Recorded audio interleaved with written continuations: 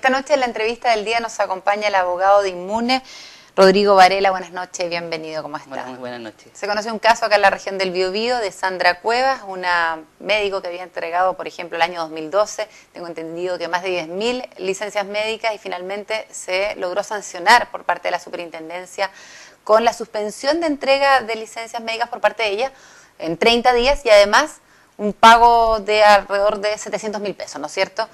¿Cree usted que es justa esta sanción? ¿Es ejemplar? Porque es bastante poco la suspensión solamente por un mes y uno dice, bueno, ¿dónde está la sanción?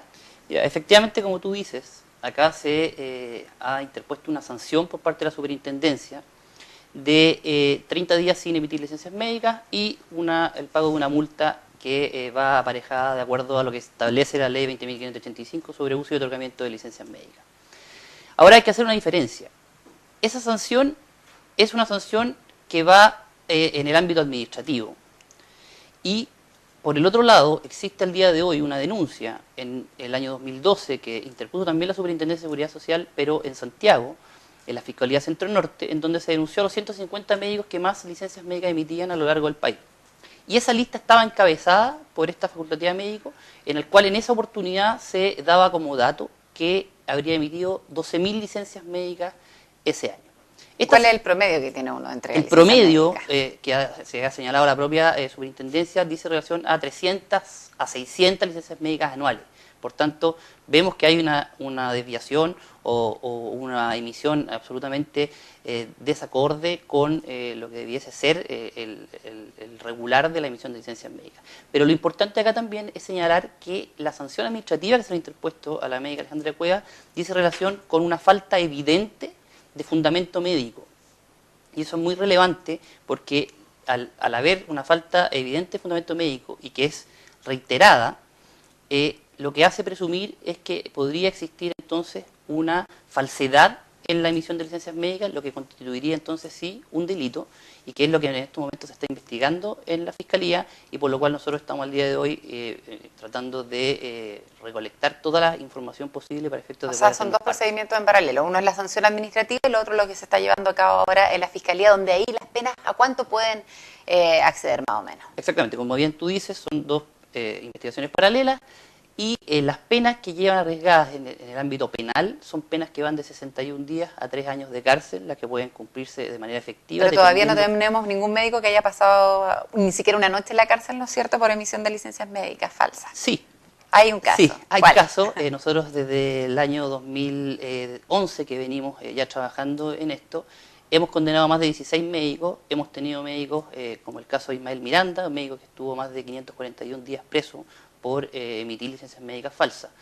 Por tanto, si bien la sanción pareciera ser menor, tenemos que entender que no deja de ser menos perjudicial para un médico verse envuelto en algo así y recibir una pena de cárcel, ya sea de 61 a 3 años de cárcel. Ahora, ¿hay pena de cárcel y hay pena solamente para la persona o para el médico, el facultativo que emite esta licencia médica injustificada, sin razón médica, o también para la persona que, por ejemplo, si hubiese algún pago de por medio, pide y fácilmente compra esta licencia? Claro, aquí es muy importante, nosotros hemos tratado siempre de poder educar a la población que a veces por falta de conocimiento se ve envuelta en este tipo de ilícitos, porque la ley en ningún momento distingue respecto a quién es sancionado, sino que se sanciona tanto al médico, que en este caso vendería licencia médica, como al cotizante que compraría una licencia médica. Y la sanción es exactamente la misma.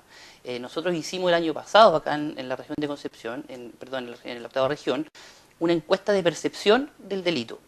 Y quedamos muy satisfechos porque la percepción que había en esta región de usar licencias médicas fraudulentas fue alrededor de un 68%, que estaba absolutamente de desacuerdo y que tenía conocimiento de que eso era un delito. Sin embargo, cuando se les consultó respecto a se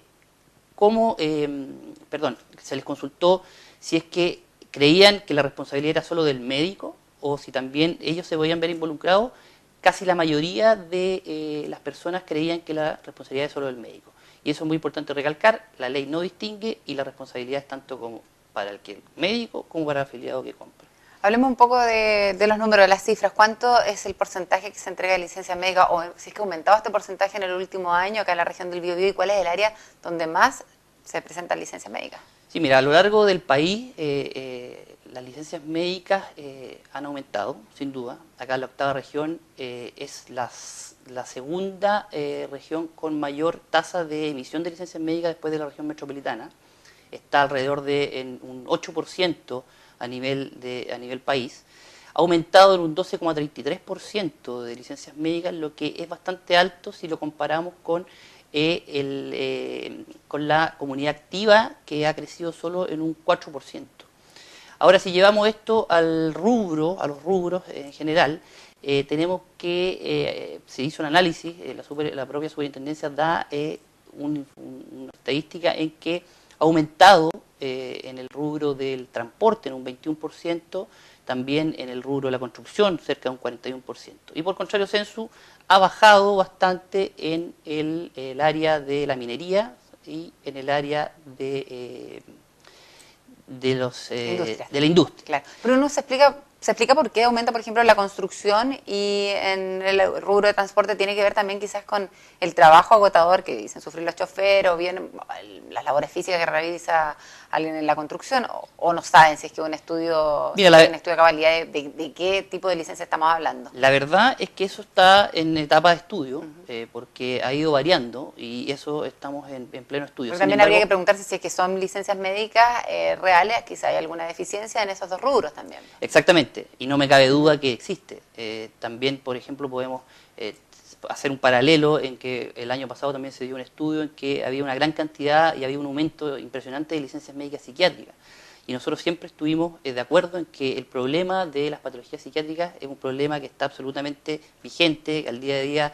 En Chile en general las exigencias son mayores y las licencias psiquiátricas sin duda que aumentaron. Pero el problema que veíamos ahí igual en ese momento, aunque me estoy desviando un poco del tema, es que también lográbamos detectar que se estaba abusando de esa patología y lo pudimos detectar fácilmente en varias acciones legales que en los mismos cotizantes señalaban: yo pedía una licencia médica psiquiátrica porque era muy difícil que a mí me fiscalizaran, porque ni siquiera tengo que estar en mi casa guardando reposo. Por tanto, en ese sentido, sin duda que en la minería y eso debe haber problemas, y ese es el estudio que estamos haciendo nosotros para efectos de ver por qué se ha incrementado la licencia en ese rubro y ha bajado en el otro. Ahora ustedes dejan de afuera, cuando hablan de estos estudios, las licencias médicas que son entregadas por ginecólogos para mujeres que están en periodo de pre o postnatal, ¿no es cierto? O sea, me explico. Tenía entendido, según lo que me contaba otra abogada inmune que vino para acá, que se dejaban afuera estas licencias porque son muy difíciles o muy de detectar si es que son o no son, son bastante más delicadas, en el sentido que hay médicos que de repente otorgan reposo si es que la mujer tiene desprendimiento, por ejemplo, y hay otros que no lo hacen. Entonces es muy difícil de poder seguir si es que esta licencia es adecuada o no.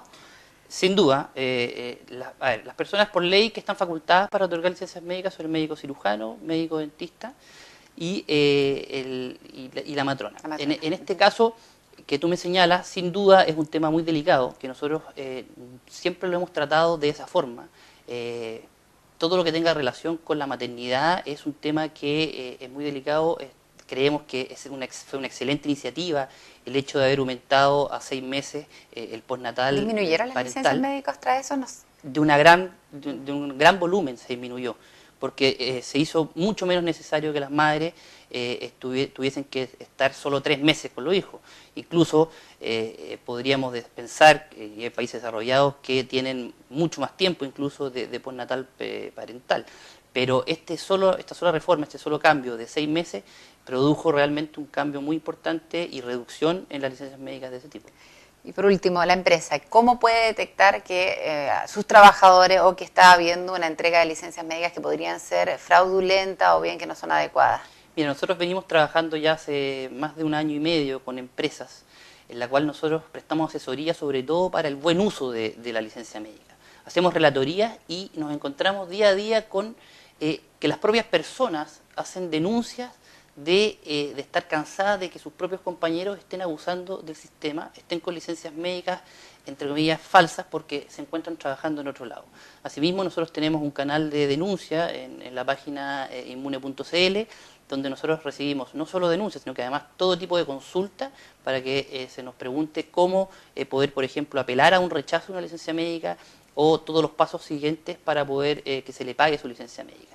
Y de esa forma entonces nosotros hemos ido descubriendo que existe también un problema bastante grande dentro de las empresas de ausentismo laboral que tiene costos directos e indirectos indudables para el desarrollo y buen funcionamiento de las empresas. En Rodrigo Varela, abogado inmuno, nos acompañó esta noche aquí en Canal 9 Bio Bio Televisión. Muchas gracias. No, gracias a ti.